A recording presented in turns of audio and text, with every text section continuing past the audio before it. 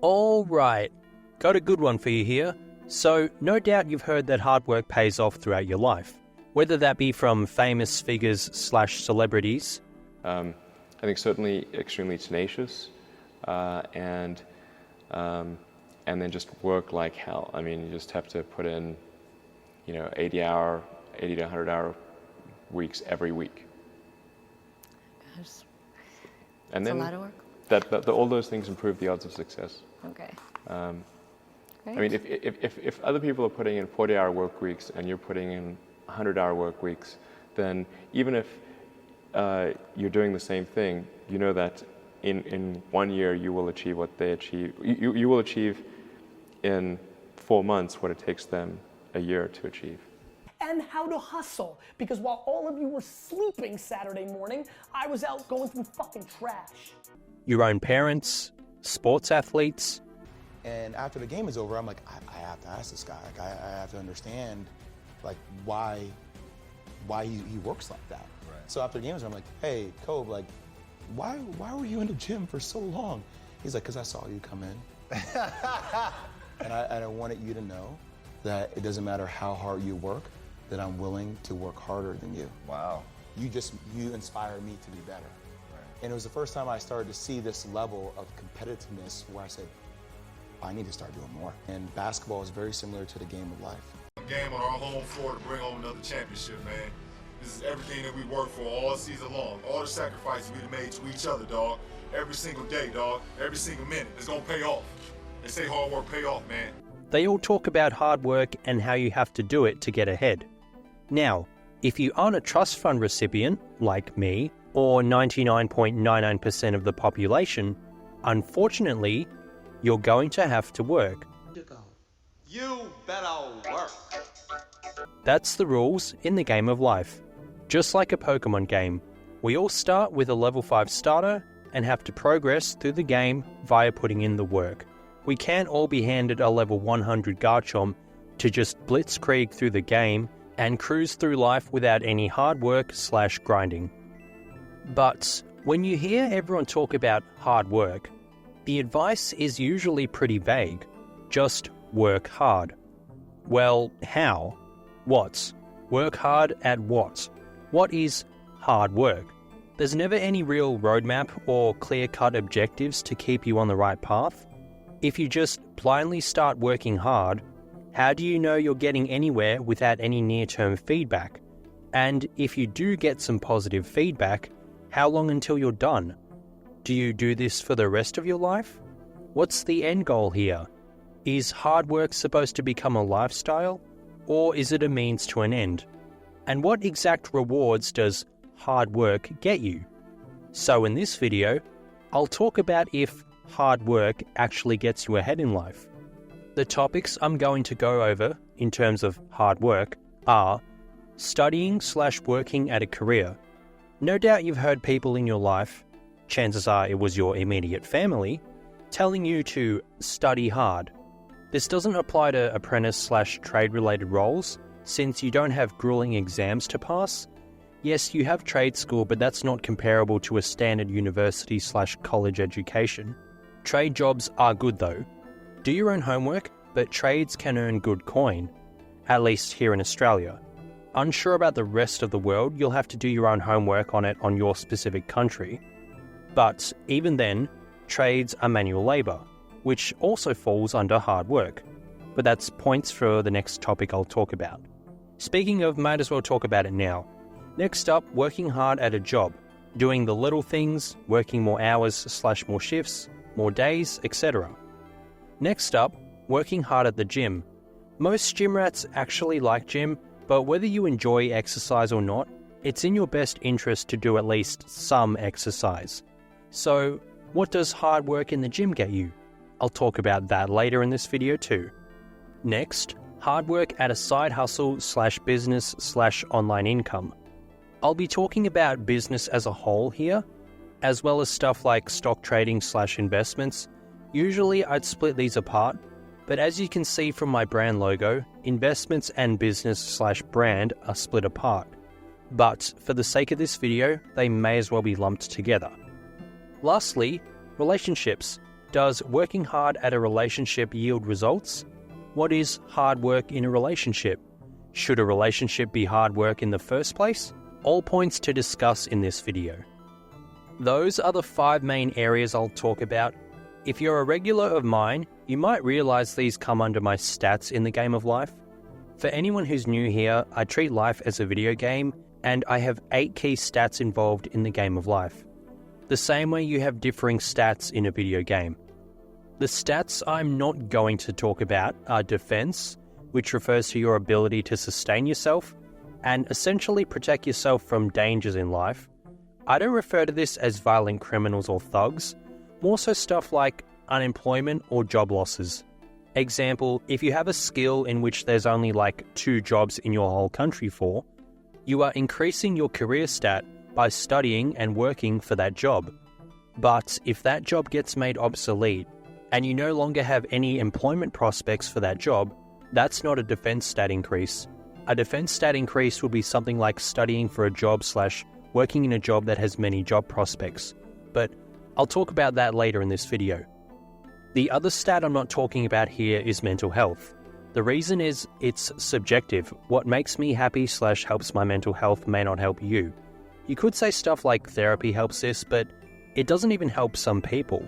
Stuff like therapy is theoretically hard work at increasing a stat, aka your mental health stat, but it's not guaranteed.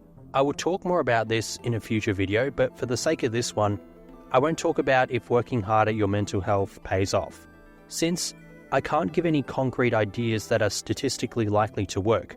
Me, for example, what helps my mental health is seeing my stats in the game of life progress, such as me advancing through my career, seeing my income rise, seeing my physique grow, seeing my investments appreciate in value, seeing my brand grow, but all of that is correlated to hard work.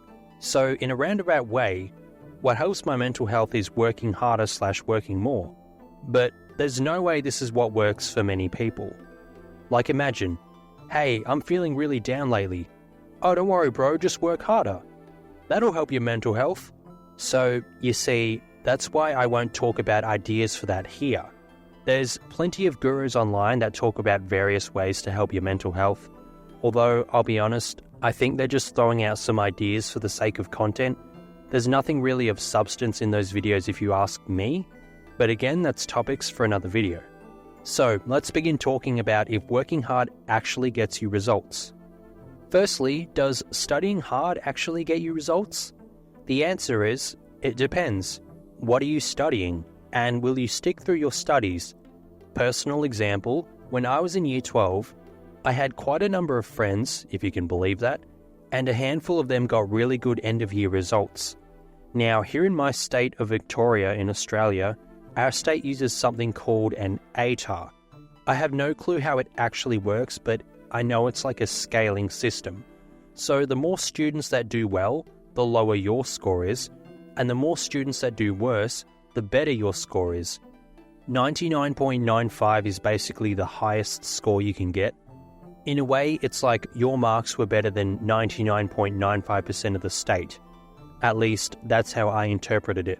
So my ATAR was 59.55, and the average was around 61 for that year. So I literally got below average. If you're a regular viewer / listener, you'll know I didn't take my studies seriously until late 2017, which was 3 years after I graduated high school. I graduated high school in 2014 for reference. So, I got a below average score. Meanwhile, I know one of my friends got a low 80s for his ATAR, pretty good, but now he works as a bartender or in some warehouse.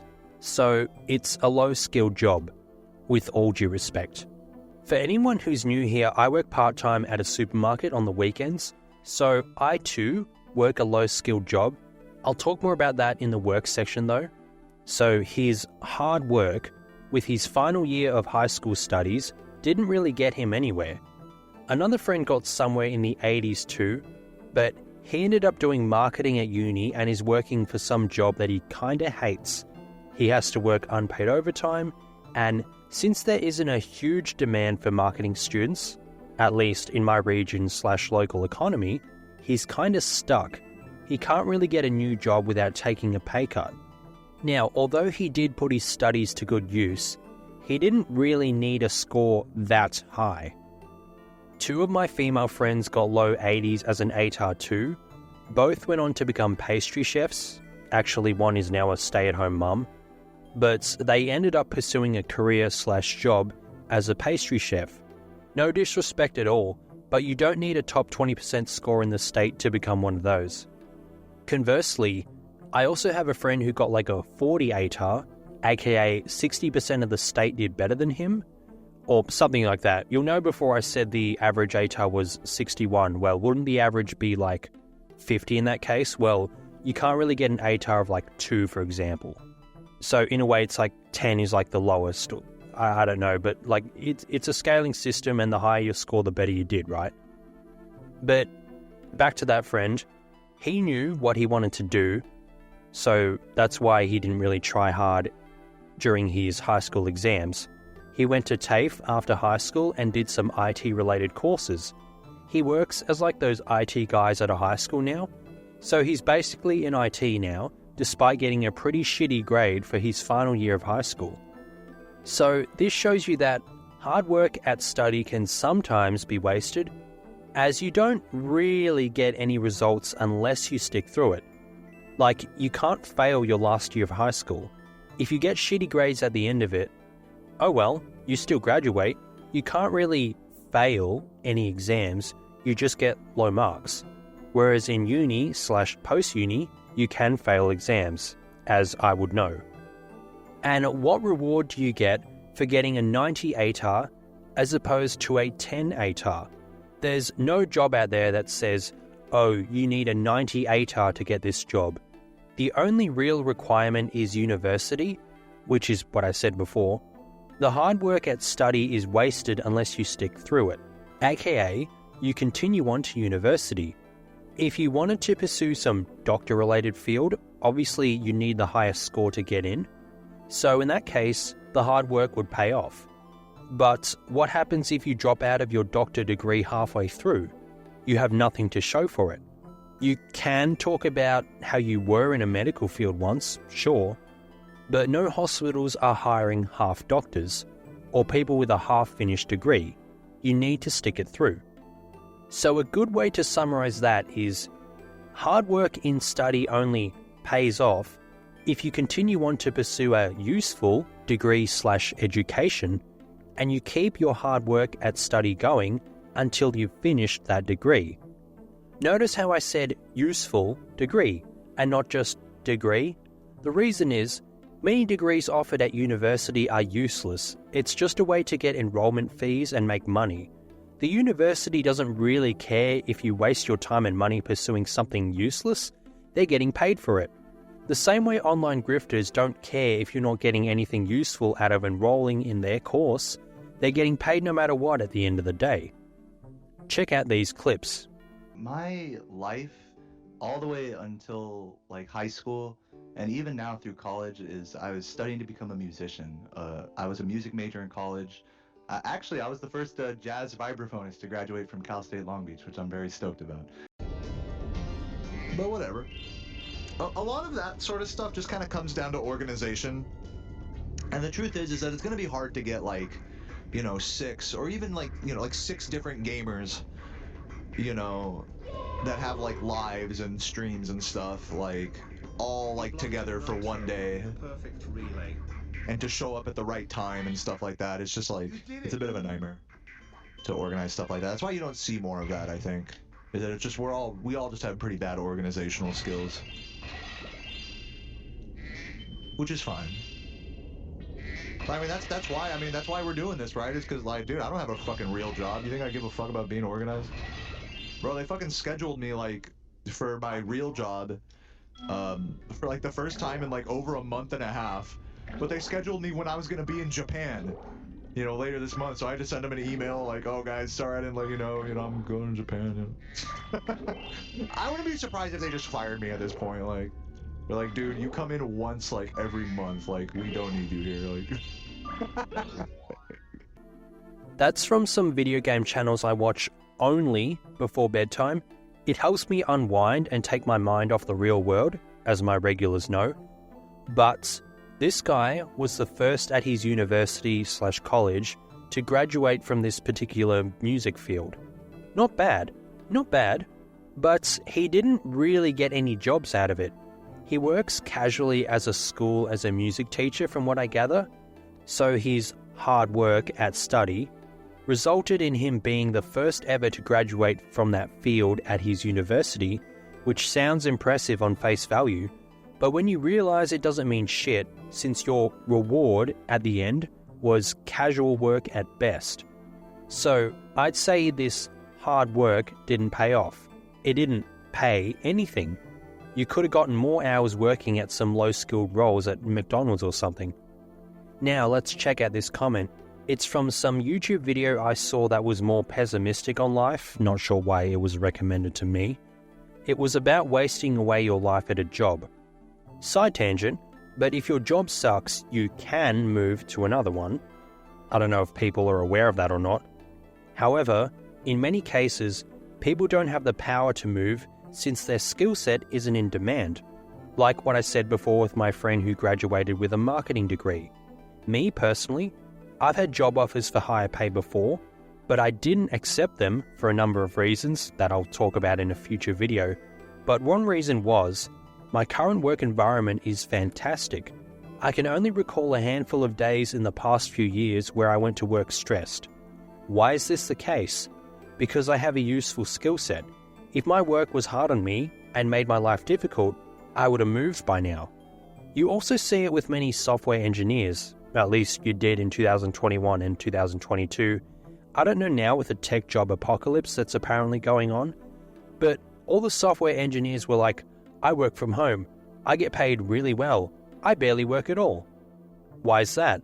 How come they aren't working soul-sucking jobs like most people complain about online? It's because they have a skill set that employers want/need, and there isn't many people with their skills. So the employers have to give them what they want.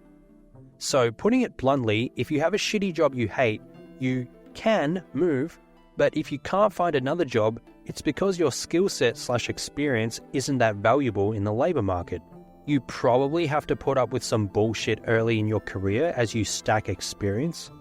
But after about 3 to 5 years of experience, you can generally leave for better working conditions. So anyway, back to the main point. This guy talks about how his life sucked. I won't read all of it, but the important part of this comment is where he says he's going to pursue Japanese and art studies. So it's great that this guy has a more optimistic view on life now, and he seems like he's keen to study hard at this degree. But what results do you get from this? You get a degree. Cool. What does that degree get you other than bragging rights? Nothing. This degree is useless. There is no jobs in the labor market that requires this type of education. So his hard work will eventually be wasted because he's working hard at the wrong thing. It's kind of sad to see that he's turning his life around and knowing in 5 years his hard work won't have resulted in anything other than a higher debt level and some piece of paper. Let's use me as an example. I'm currently studying my CPA. It's like an accounting thing after university, and I'm on the back half of my studies. If I drop out now, my hard work at these studies will be wasted, since there's no results and no rewards for a half-finished job. If you're in the NBA Finals and you win 2 games, but then you lose the next 4, you lose the finals. You don't get any rewards for a half-finished job. So, assuming I stick out my studies and finish my CPA, what does that get me? Well, it gets me my CPA obviously, but what does my CPA get me? It unlocks heaps of new job prospects for me that pay much higher than my current role, so my hard work at these studies would have paid off in the labour market. I also have a graduate certificate in Artificial Intelligence for Business and 1 tax unit completed at a specific tax institution. What do these get me? Nothing. The grad cert in AI is a nice hedge against the potential risk of AI replacing accountants, which it won't by the way, But there's no specific job in the labour market that I've seen that directly requires this. Same with my tax unit. There's no way I'll continue this tax course. Once I'm done with my CPA, I'm done with formal education. I'm so exhausted from it. I only did this tax thing since I didn't know where my career was headed in late 2020, hence why I enrolled in it then. I assumed I was going to have some more tax-specific job, which is why I enrolled in that instead of the CPA. But now I know my career is as a finance manager, which doesn't require these tax-specific units/education. So that hard work I did studying for that tax unit exam in late 2020/early 2021 is essentially wasted. It got me nothing. So here, my hard work at study did not pay off, whereas my hard work at study will pay off with my CPA studies. You could summarize this whole section by saying, hard work pays off in terms of study if you study the correct thing. If you're unsure of what a good career to study is, lucky for you, I already made a video on that. It goes over what you need to look for before choosing a career and even provides some examples of good and bad career choices. You're welcome, no need to pay for a career counsellor. And even then, those people aren't super helpful, they'll kind of just tell you what you want to hear anyway. Like they tell that Japanese and art studies guy how to study or how to enroll in that unit rather than telling him, hey, this isn't really going to get you anything, do something else. So to wrap this up, hard work only pays off in terms of study if you study the right thing, and you stick through your studies and utilize your good grades. Your good high school scores don't mean much if you went on to become a bartender or pursue a chef course at TAFE. Your university degree means nothing if you studied something that has no use in the labour market. Next up, work. There is some overlap with the prior section, but here I'm also referring to working more shifts/more days at a job. Now, me again, as an example, I work full-time in accounting. I don't think I even mentioned that in the last section, or did I? I don't know. My regulars know, but lately I've had a few new subscribers and I don't expect you guys to go trawling through all my prior videos. So, I work full-time in accounting, and I work part-time at a supermarket. I work 7 days a week, 40 hours at the office and 18 hours at the supermarket. Theoretically, I could work more, but I'd be giving up some gym/study/brand work time. In fact, I made a video on this same topic a while ago. Now, my accounting job has room for pay raises upwards since it's a skill set that is in demand in the labour market, coupled with my CPA studies, and I can demand much higher salaries in the future. However, my supermarket job has no such thing. There's no real valuable skill set involved in that job that the labour market has high demand for. We said would have to save vigorously for their entire life just to get a deposit for the most basic dwelling. Okay, now, are you going to be a cafe worker for your whole life? Okay, we got the guy here, look at him, young, he will have opportunities throughout his whole life to go down multiple paths. Speaking as an old, middle-aged demi-boomer, you've got lots of opportunities. You shouldn't be stuck being a cafe worker your whole time. Maybe you want to run the cafe, maybe you want to start your own business. Maybe you need to have ambition. Or perhaps this is just the male perspective of things. It's a little different. You've got to step up. You've got to take care of you. No one's going to give a shit. Everyone will talk about, housing deposits are so tough. You don't want to fall into the victim mentality where you are expecting others to take care of you, where you're expecting entitled to the government. People will feed you all these promises and all this bullshit. They don't give a shit about you. They just want to use you for their own political gain. That's what it's for. So you've got to take care of yourself. You've got to skill up. You've got to find other opportunities, ways to demand more for your time. And it's not fair. And sure, you could look at the boomers or previous generations, some of the cost of housing compared to their wages. Sure, but they were buying a house not in an in-demand city. They were buying it out on the periphery, the suburbs, in the middle of bloody nowhere with no utilities or services. In a time where you haven't had generations demanding more and more increases to performance requirements, more and more legislation demanding all these changes to housing. And we've looked at these houses people were buying back in the day. You can't get them anymore. Like a little two-bedder with maybe the luxury extra of a carport stuck to the side compared to the stuff that people are churning out now.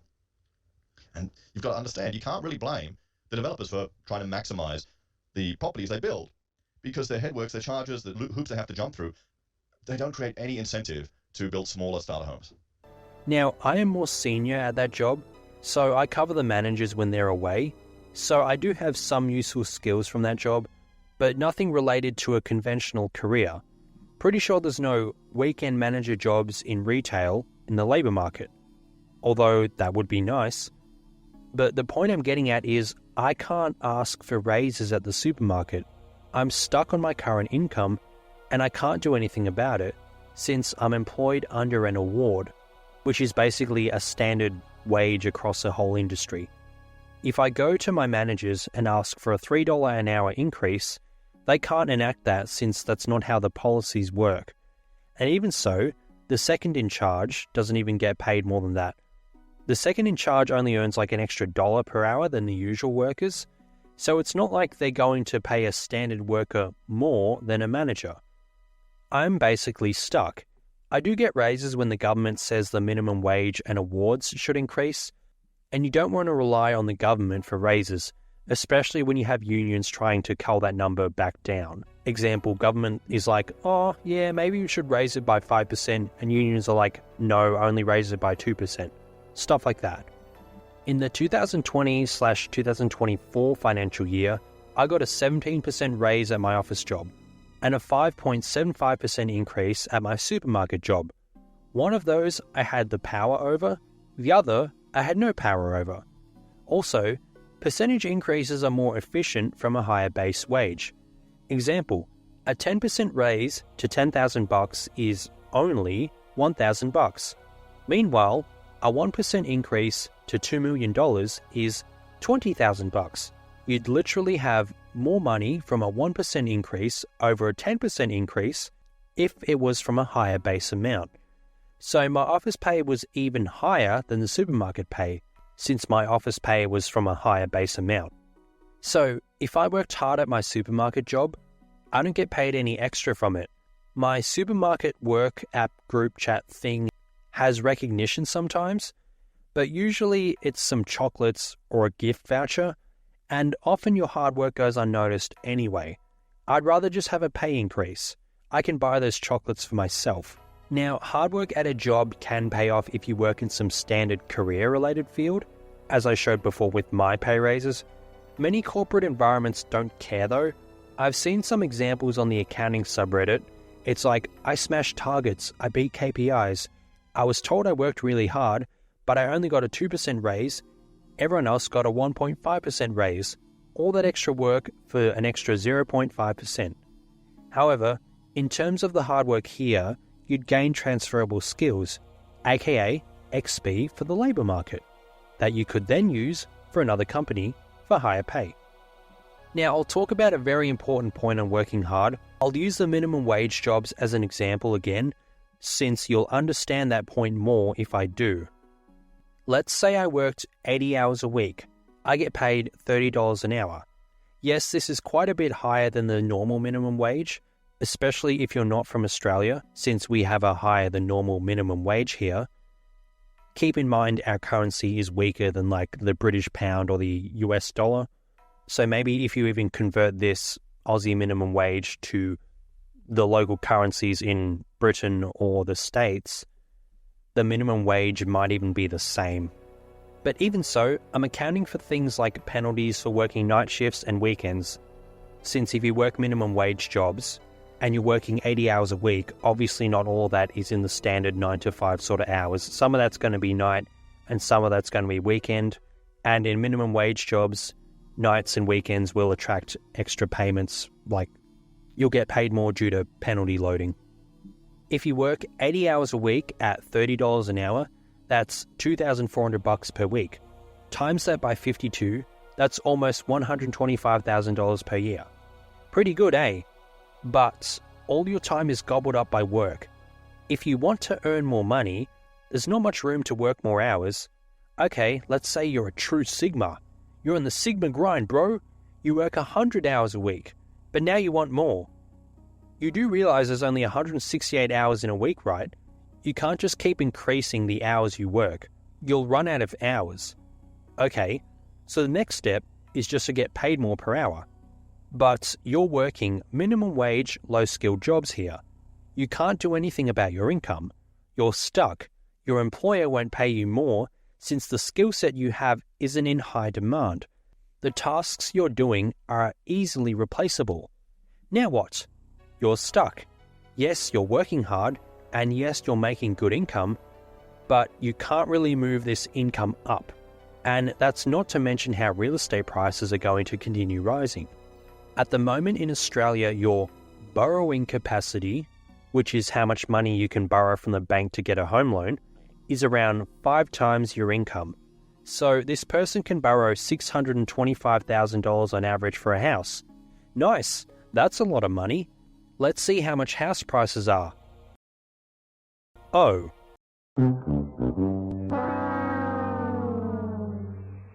Welp, that's fun.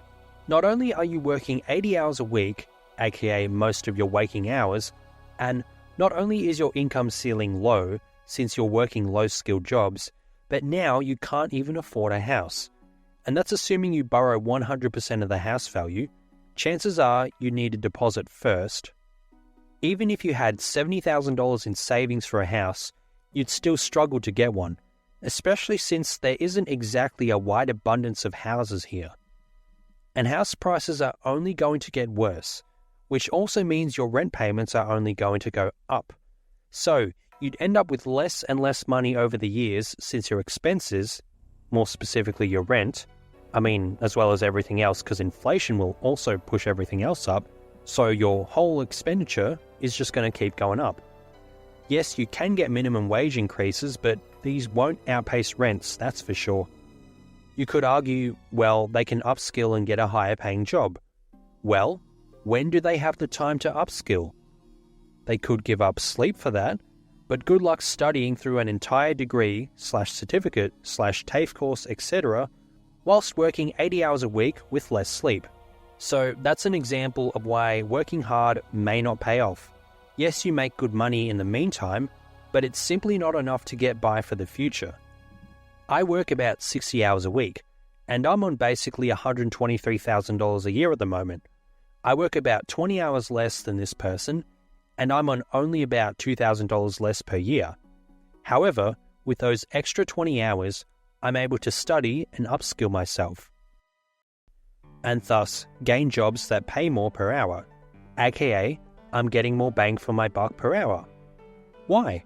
Because thanks to my studies in a useful career path, picking a useful degree and a useful qualification, aka the CPA studies and the accounting bachelor's degree, I have a skill set that the labour market wants, but not everyone has. And with my skill set and studies, I am basically on track for roles that pay $140,000 plus per year, and that's for one job.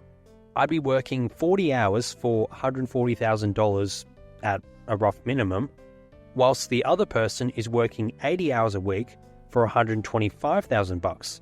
Yes, maybe I'd have to work some overtime in those higher up corporate roles, but it's not like I'd be working 40 hours of unpaid overtime. If I had a job like that, I'd simply leave for another workplace that doesn't demand that shit. How can I leave that easily? Because I have an in-demand skill set. The real estate thing is also huge for your finances. Here in Australia, owning real estate, like a house, not units, not only gets you decent rental income, not only is the capital growth good, but you also get good tax deductions for owning it due to the way our tax system works. So I'd end up with way more money in my pocket than someone who earns like $7,000 a year more than me due to the tax deductions I'd get. This is part of the investor stat. There's a reason I split up money and investments in the game of life. You may think they're the same, but no, they're not. The example I gave is a reason why. The guy working 80 hours a week is all about the money stat, but they didn't take the investor stat into account, so now they're stuck with their income. Meanwhile, someone like me is taking precautions to ensure I get my investor stat sorted, which is also part of the reason I haven't left my role for higher paying ones. I need the stability/security for a bank loan to get the house in the first place. For all I know, the other roles are in unstable businesses, or maybe I'm not valued as much. Making an extra $15,000 per year doesn't mean much if they fire me around the time I need to prove my finances to the bank, and now I just lost my house, aka the best investment in Australia. But that's all topics for another time. you're starting to see how the stats in the game of life can play off one another, and you're also starting to see how simply working hard doesn't guarantee results. It depends on what you're working hard at. So to summarize this section, working hard at a job can yield results, but sometimes you're better off just working a bit less and upskilling yourself so you can get higher income in the long run. Although $1 today is worth more than $1 10 years from now, so it makes sense to get as much money as early as possible, you still need a balance between making choices for yourself today and for the future. Like me, I could just not work at the supermarket job on the weekends, but then I'd be giving up around $32,000 per year, and that extra income is the only reason I can afford the real estate I have. I could afford some smaller, shittier place, but I definitely couldn't afford the land size, the house size, as well as the area without that extra income. And watch this space, in 5 years you're going to see how that's paid off so much. Conversely, I could also work an extra 20 hours a week, but now I have no time for study, so my income from my accounting career wouldn't have the exponential growth it has, or has the capability to. Working too hard at a minimum wage, low-skill job gets good results in the short term, but not in the long term. You hinder your ability to upskill, and thus your income stagnates. You can keep increasing the number of hours you work, since there's only 168 of those in a week. Next up, gym. Now, it's in your physiology that working hard at the gym yields results. You can't just put in those kind of stresses on your body and it doesn't grow. When I was in late year 11, a teacher asked the class if he thought intelligence was the result of genetics or hard work. The analogy he used was height and muscle. He's like, is intelligence like height? There's nothing you can do about it? Or is it something you can work for, like muscle? And I remember thinking in my head, no, muscle is also genetic. I've tried to put on muscle and I can't. Now, this was back when I had no clue about training and was working out at home with barely any weight at all. So I too was once in the boat of my genetics suck. Everyone in the gym is on steroids. So hard work at the gym yields results. There's debates on how close to failure you should go, how many sets/reps you should do. I remember listening to all those podcasts back in the late 2010s. I legit used to listen to 90-minute podcasts debating whether 22 sets or 25 sets per muscle a week was a good idea, or even if bulking up 5 kilos lean or 8 kilos with more fat was better for muscle. Nowadays, I'm like, holy shit, who cares? Just train how you want to train. As long as you're doing most things right, you'll grow. My income doesn't rely on my body, and gym is only a part of my life, not my whole life, so who cares? So, for hard work in the gym does yield results. Now, I have seen a lot of people try to start a fitness brand, which is heavily correlated with your physique. Brand comes under a business, which I'll talk about later. But to finish off this section, you can overdo it in the gym. 5 hours a day, for 7 days a week, for example, is not only largely unnecessary, but you'd actually get diminished returns if you were training in a hypertrophy or strength style. For things like swimming, yes, the more the better generally, but that's also different since it's more so endurance, and being in the water, there's very little tension on the muscles, or some nerd exercise science shit. There's like a different force on the muscles as opposed to resistance training with weights and gravity, so there's less overall direct stress on the muscles, so that training is easier, quote, to recover from. Hence why swimmers can swim for hours a day and still get better. Swimmers don't swim for 1.5 hours a day, 4 to 5 days a week, and become the best.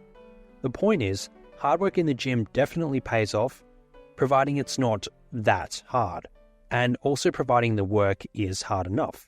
1 hour a week ain't gonna cut it. Next up, brand/business and investments. So you can study the markets and become the best trader you can be, but no one is perfect. Check these clips out. This was still at the very beginning of my career. So I was making $45,000 a year at this point, but in just a couple of months, I had traded my account up from a few $1,000s to about $25,000. And to me at the time, $25,000 was a ton of money. In fact, it was literally everything. And then disaster struck. Just like the house in a lottery, eventually somebody gets the winning numbers and the house has to pay out. But in this case, I was playing the house without being able to set the odds myself. So I had a few trades open that I thought there was no way these things could go in the money. I thought they should definitely expire worthless, but the market made a move I did not think it could make. And in one trade, I lost everything. It completely wiped out my entire account. Now again, to many people, $25,000 isn't a big deal. But think about this in terms of percentages, because a 100% loss is devastating. I was taken out by it. For weeks, probably months actually, I got sick to my stomach every time I thought about it. I had gone from feeling like I was on top of the world, like I was rich, I was making more money from trading than I was making from my paychecks, to overnight feeling like a fool, like I was never going to be able to financially make it, like I was never going to be able to recover from what I had just lost. But it taught me a very valuable lesson about trading and investing, mainly risk management. That I believe is going to really help you out when it comes to your trading. Or hopefully it does anyway. So let's actually start off with this. It was back in for myself, I've been trading the markets for 20 years, okay? 20 years.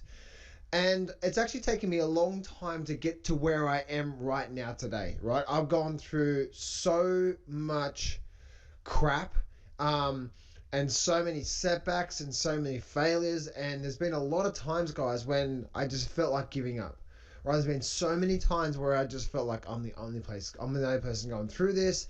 Trading is so difficult, trading so hard. Every time I get in, I get stopped out.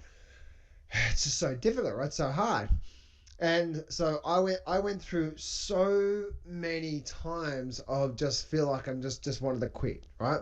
Of this story and why some people are doing this exact strategy right now and why it's a very risky strategy. See, back in the day, this was back in 2008, I think it was 2008, 2009, actually it was 2008 when the market was going down. I had no idea, right? Or just no, I had no idea about the economy. All I heard was pretty bad. I'm like, it's pretty bad, is it? Oh, okay, cool. So all I heard was pretty bad. So what ended up happening was this: when I back in 2008, I was just trading the charts, right? So I'm a chart trader. You can't trade fundamentals, right? It's just, you just don't. If this is a fundamentally good company, so let's trade. No, trading is an active approach. You're getting in at the right time. You're maximizing your profits. You're getting out. You know what I mean? You're using trailing stops. That's fundamentals. Do not say this is fundamentally good company, so I'm going to trade it, right? Trading is an active thing. Investing is a buy and hold for many years. Okay. So anyway, what was happening is that this particular person that I got introduced to, he was really good at doing what's called credit put spreads. That was his main number one strategy. Now that basically put spread simply means that he was selling an option and he was buying the option, and that was the spread. And just say the spread was between the sell and the bought option, it was $1. But for that $1 spread, he might got 30-cent credit, right? So his maximum risk on that there was $1, right? But for that $1, he got 30 cents. So he made 30% return on his risk. Make sense? So his maximum risk was $1, and he received a 30-cent credit for that. And that's what he would do. And the reason why I brought up fundamentals is because guess what? Guess what ended up happening to this guy? Well, guess what? The way that he traded was when the market went down, and there was these companies that were fundamentally undervalued, he would do these strategies 30, 60 days out. All right, he'd do the spread. And and most of the time it did go up, right? This was actually before 2008, right? Most of the time it will go up. And so and that's actually the way he was trading, right? So he was trading like that. So what ended up happening was throughout this entire process, he was actually doing really well. And again, this was 2006, 2007, he was doing really well, and I got introduced around 2008. And I think the reason why was because he knew something wasn't right. And I didn't know this at this time, but I got to know this guy around 2005, 2006, maybe 2006, 2007, as the market was still in a pretty big bull market, right? And so I got to know him, or know of him, because of what he was doing there. And again, at the peak of it, he was making I think at the peak of it was around $600,000 per month. In income that he was making, like we're talking lots of trades every single month, and big positions, right? We're talking a lot of positions in the markets here, a lot of money, right? Millions and millions of dollars of positions to make this money. So anyway, so he was, doing his thing, right? And so 2008 came around, and I didn't think anything of it, right? 2008 was actually my very first bear market that I traded. And so, because again, I started trading 20 years ago. And so to have the real first recession, it was new to me. And I didn't understand it. But what I did understand was how to read the market. So because the market was in a downward trend, I was just trading with it, right? And so, but what he was doing, he only knew one way. He didn't really understand technical analysis. He just understood fundamentals, reading numbers and spreadsheets, and okay, this is undervalued by this much. I'm going to do this. I'm going to do this strategy here. And that's the way that he do it, right? And so what ended up happening was, as you know, right, the market then kept going down and down and down. This is why I say, if you are trying to, this company's so undervalued right now, and you're going to go down that path, that road, yeah, it's going to be good in a bull market. Like right now, we're in a very big, strong bull market, right? And we're probably going to get a bit more of a drop here soon to get a correction, but we're going to continue this bull market for a while, I believe. We'll wait and see what actually happens, okay? But what ended up happening with this guy, he was doing a lot of put spreads, and we're talking like lots and lots and lots of trades every single month, right? Making all this money, making all this income. Again, around 600,000, 650,000, somewhere around there, he was making. And then what ended up happening, right, is that it doesn't matter how good of a fundamentally company something was, what happened in the recession? Pretty much a lot of stocks, most stocks went down and really went down, right? And every month they become more undervalued, more undervalued, more undervalued, more undervalued.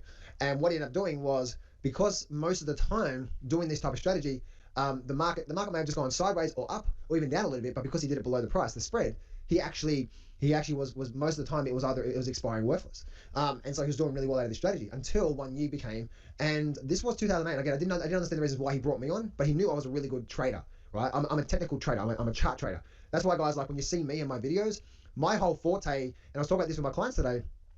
When I first started trading, I didn't want to say, okay, what's an undervalued company so I can buy it and do a Warren Buffett strategy. I'm like, I am in a job right now earning $50,000 a year, washing cars for a living or doing laboring for a living, and I hate this job, and I want to make money this year so I don't have to do this job. That was all my focus. That was my entire focus. And to make really big money, maybe 3-4 years down the road by buying a really good company right now and holding it for many years and maybe getting a little bit of a dividend just wasn't my cup of tea. Like, no, this is not for me, right? I want to learn how to make money this year, right? And I always say this year and not now because, or actually I was saying now back then, I want to make money now so I don't have to work. When I do realize I say this year because trading income is not like a job income, right? You're gonna get some months are gonna be quiet where there's not many trades because the system, you're just not gonna get a lot of trades, and then some months there's gonna be a lot of trades. You guys have been around for a while now, you know exactly what I'm talking about. So anyway, so it was through 2008, and again he brought me on and he wanted me to teach him about this sort of stuff and teach his clients so on and so forth what he's doing and teach them about what I was doing there, because at that time I was trading really well, right? And I got featured in a book and all that sort of stuff, whatever, doesn't matter. But the whole thing about that is that through 2008, I didn't realize this, but he was doing really bad, right? The market could come down and down and down and down, and the strategy that he was working for 2 or 3 years in a very big bull market is now went down. And I'm pretty sure that that was 2008. I'm pretty sure around 2009, possibly 2010, he disappeared. And I didn't know what ended up happening to him. I recently connected with that particular person on Facebook, and now he's in is now like a doctor or something, or like nursing or healthcare or something like that. That's the field he's in. And the really interesting thing is, the reason why we connected is because he wanted to send me the message for me to actually join his, I think it was a multi-level marketing thing or a product or something like that. And I'm just like, oh, come on, man, seriously. I was actually really excited to actually catch up with him and see what he's been doing for the last 14 years. But he got blown out of the market really quickly, and then he hasn't gone back to it ever since. And I really want to bring this cautionary tale to you guys, that the reason why that strategy was so bad was because you think about it, right? And I preface this with the pre-frame of the backstory of what I'm saying. And one of the big things to success in trading is having the ability to cut your losses short and let your wins run. When you do that type of strategy, yeah, your maximum risk is say $1, the spread, depending on I'm using that as an example, right? And yes, you do get a credit for that pretty much straight away, right? A 30-cent credit for that. But what happens if you have to start selling those options for a loss, or what's called rolling out, which simply means you're getting out of the position right now, and then you're going to do the exact same thing maybe another 30 or 60 days later on. Right? You want to have the ability to be able to cut your losses short and let your wins run. $500 last month. Why Queensland is no longer an investor's market. An investor who lost $4,500 on his portfolio last month says the risks associated with buying a rental home in Queensland were no longer worth the rewards. Now, let's have a look at what he actually bought. Mr. Barry sold a 2-bedroom, 2-bathroom unit in Ascot for $680,000 in October of 2023. Now, Ascot is a really nice suburb in Brisbane. Many people will tell you it's one of the nicest suburbs. But most people in Ascot don't want to live in a unit there. They want to live in a house. So even though Ascot is a great suburb, because this investor made the wrong choice in terms of what type of dwelling to buy, he chose to buy an apartment rather than a house, he then struggled to see the capital growth that he was expecting, plus he struggled from a rental perspective as well. And I've seen this in multiple markets around the country. For example, during the 2012 to 2017 boom in Sydney, I met an investor who bought a property in the North Shore of Sydney. It was in a great location, great suburb, property prices were rising, and yet he was struggling to get his property rented. He'd often go through weeks and weeks without a tenant, and it took me a while to work out what was going on. He bought in a suburb where most people living there were living in 4-bedroom and 5-bedroom properties. He bought a 2-bedroom penthouse apartment. Sure, it was a nice apartment, sure it was close to all the amenities, but the fact is, it was the wrong dwelling type for the suburb that he chose to invest in, and then he struggled from a cash flow perspective. These guys are all seasoned traders and have lost heaps of money in the markets before. No one is perfect, even trading bots aren't 100% accurate. there's a 120-year backtest of my buy the dip trading strategy on S&P 500. And that time gave off 636 trades, 60% were profitable with a profit factor of 1.4. That means profits were 40% greater than losses and an average of 9 bars in a trade. So the average trade was 9 days in length. And here's a look at the results for some other popular traded assets. The NASDAQ Triple Q ETF, 71% win rate. And here's some other backtest results. For my buy the dip system on other popular traded assets like the NASDAQ Triple Q ETF, 71% win rate. Apple, 66% win rate. Microsoft, 69% win rate. And even stocks that struggled for many years still end up winning in the long run. General Electric, 68% win rate. Coca-Cola, 66%. McDonald's, 64%. And like I said, it can work on other assets outside of stocks as well. Even Warren Buffett took a loss on an investment.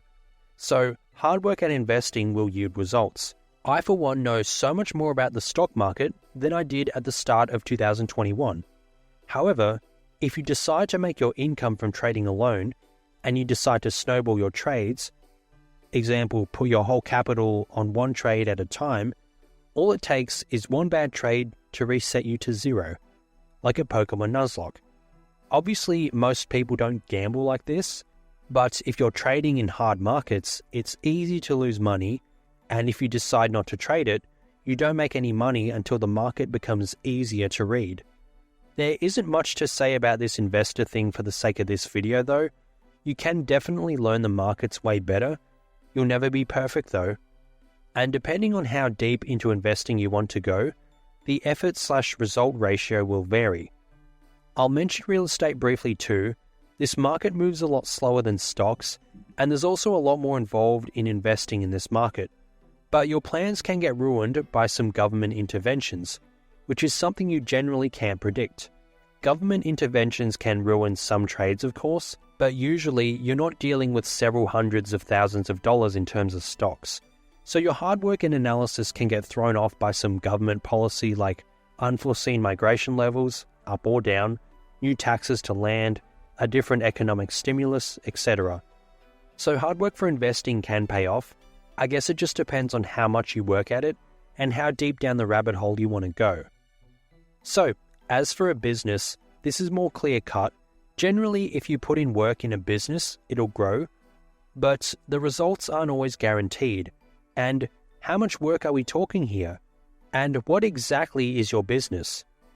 I know someone in my local community that's got some sort of like basket business. Like they make some baskets at home and sell them. Okay, cool, but how many people are actually going to need this? You can have the best basket business in the world.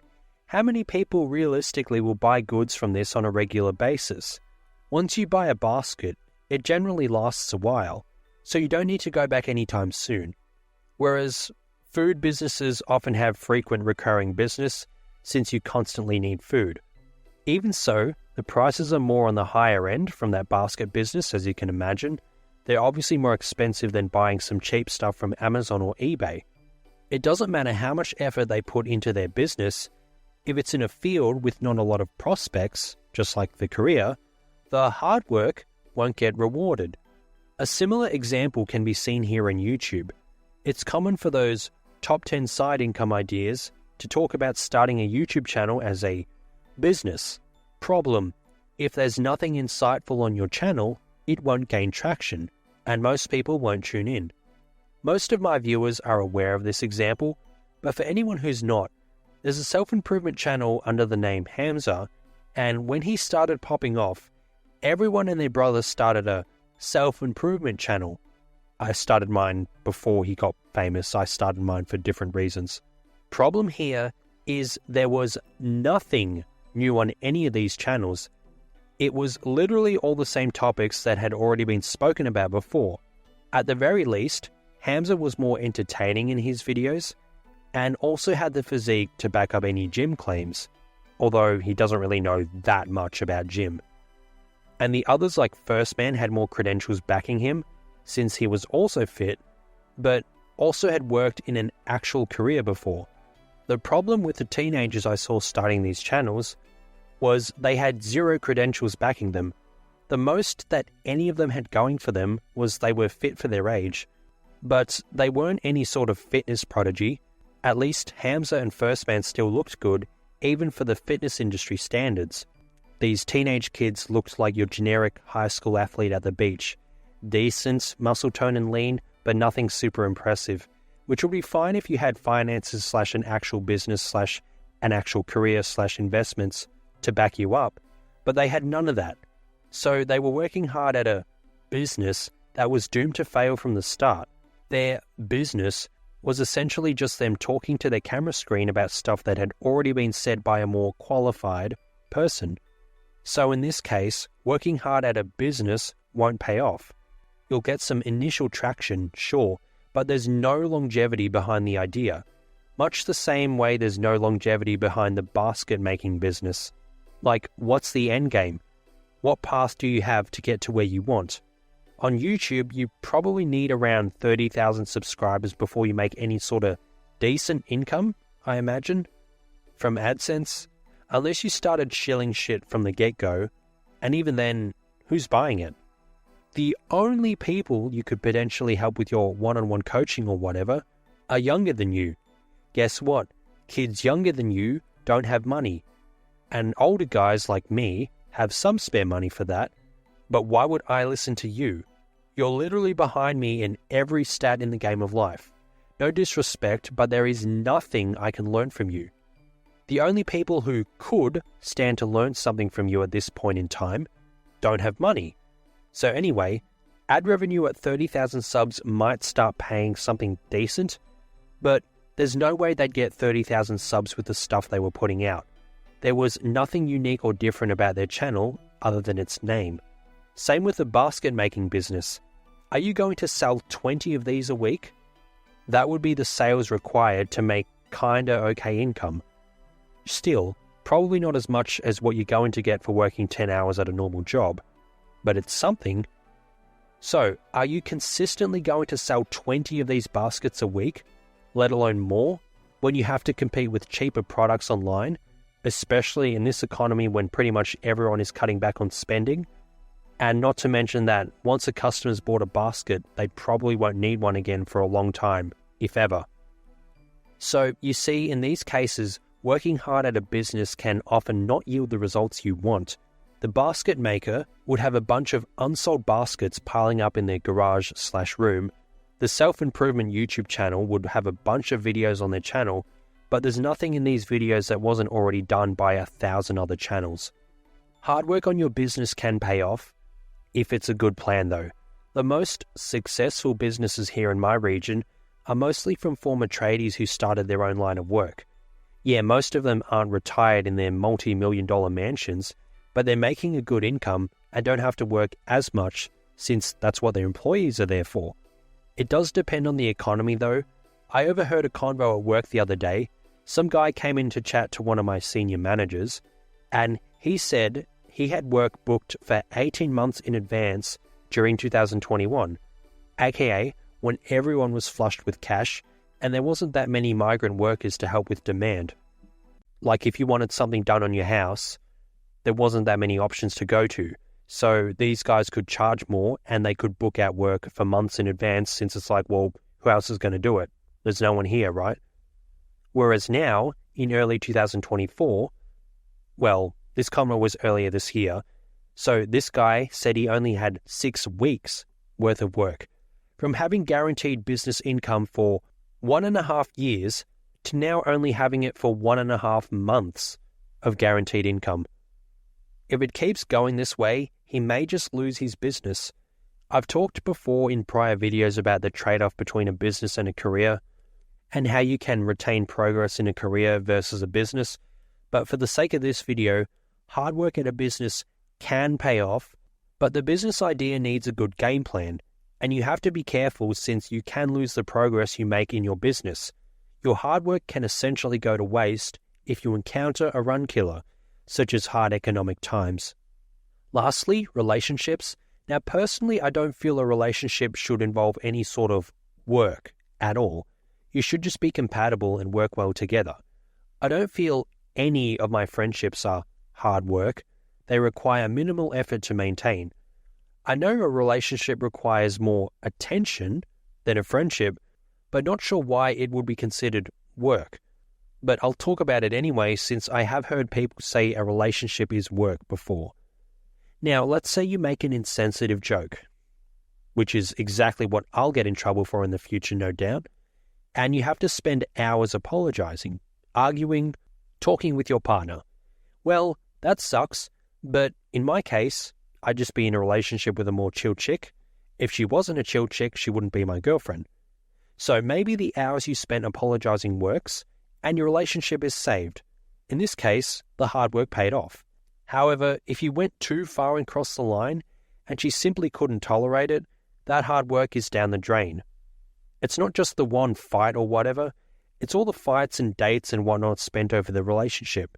Each minute you spent together was working towards building your relationship, but it can all go to waste if the relationship ends. So hard work in terms of a relationship can pay off. If you save your relationship through apologizing for something you did, that hard work paid off. If you still got dumped after that, then all that hard work went to waste. But again, I'm reluctant to call a relationship hard work. It shouldn't be hard work. You don't want to come home from work or running your business or whatever, then working hard at the gym despite being tired from the day at work, only to come home to more hard work. Check out this clip from the 3-time NBA MVP, the Joker. He'll come the other way. It's a three. Oh! Mark at 5. Edwards, Gordon is there. Backpedals, jabs, shot. Oh, slammed in.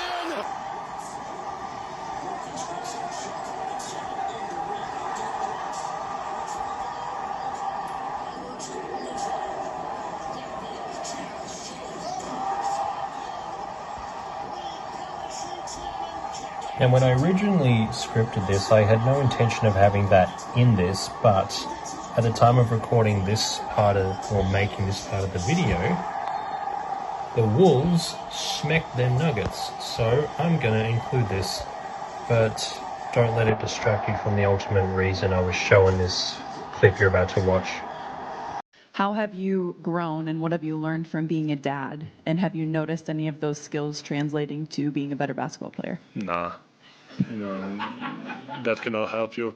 I mean, I knew that even before that the basketball is not the main thing in my life and probably never going to be. And to be honest, I like it because I have something more at home that is more important than basketball. I knew that, but this is going to prove me that I'm correct. Helps you keep a level head throughout the season, not get too high, not get too low? Yes, yes. Especially when you get bad days, good days. When you go home, it's always normal, and I think that's the best thing. He said when he comes home, it's normal, and that's what he likes. He didn't say, oh yeah, basketball is hard work, and it's even more hard work at home. That's why basketball is easy to me. No, he didn't say that. I mean, it's not like he'd even admit that to the media, but see how he values stability and peace? Stability and peace in a relationship wasn't hard work. The only time I think people run into hard work in a relationship is if you're dating someone who's like above your looks match. So the other person knows you can't do better, so they're willing to be more of a shitty person since they know you'll put up with it, and you're putting in that work to maintain them. I heard Aaron Clary say something similar. He's like, the 9s and 10s are hard work, the 6s and 7s are much more chill. I can't provide proof of the clip since he says it constantly, and I'm not going to go trawling through his videos to find it, but I am sure he's not the only one who said it anyway. I mean, even then, some 3s and 4s have that kind of attitude these days. You see it on those short interviews they do with people on the street. They're like, oh, he's got to make $500,000 a year. Meanwhile, they have nothing valuable to offer. But that just makes the decision easier. Why would you bust your ass to earn $500,000 for that trash? At the very least, if she looks like Cameron Brink or Angel Reese, at least you have a smoke show waiting for you. So, the point of that is to say, hard work in a relationship can pay off. Kind of depends on what hard work is involved and who the other party is. The hard work can be wasted if the relationship fails, but it shouldn't really be hard work in the first place. So those are a number of examples as to why hard work can sometimes pay off. Hard work pays off in a career/study if you stick through your studies and get your university and beyond education, and that is only useful if you studied an in-demand career path. Hard work does not pay off with study and a career if you don't utilize your good high school grades to continue on to university, or if you studied a degree that has no demand in the labour market. Hard work at a job can pay off if it results in you getting promotions and pay raises. Hard work does not pay off if you work hard at a low-skilled role with no room upwards for promotions or pay raises. The hard work at a minimum wage job can help you in the short term, but in the long term, generally you start to fall behind. Hard work at the gym pays off. No need to overcomplicate your training, but just make sure you aren't drastically overdoing it. The difference between 8 hours and 11 hours in the gym probably doesn't make a huge difference, but the difference between 11 hours and 30 hours a week in the gym is obvious. That's just way too much. Hard work in investments can pay off, but there's always unforeseen factors with investing, both stocks and real estate, that can throw your game plan off, and thus ruin your hard work. Hard work in a business can pay off, providing your business has an actual plan and actual demand for the goods and services you're selling, but you also need to be careful with a business since there's no real checkpoints. As mentioned in my Game of Life is like a Pokemon game video. Hard work in a relationship can pay off, but a relationship shouldn't really be hard work in the first place. What are you working hard at? Has your hard work yielded any results so far? Let me know in the comments. Thanks for watching. That is all.